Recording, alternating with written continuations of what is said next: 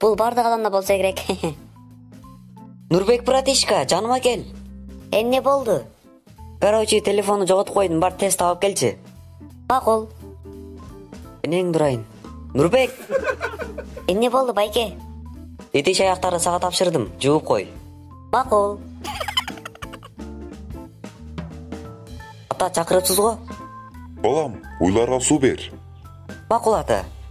Нурбек братишка, Дагы эмне болду? атам айтты, уйга суу берет экенсин. Сиздерде да ушундай болобу? Ар дайым жумуштарды мен кылам. Бул братаныма күчүм жетет. Просто сыйлайм да. Хей достор, биздин мээнетибизди баалап, видеого лайк басыш үчүн басып коюңуздар. Каналга катталып коңгурочону жандырып койсоңуз, биздин видеолорубузду биринчилерден болуп көрө аласыздар. Кийинки видеодо көрүшкөнчө аман болуңуздар.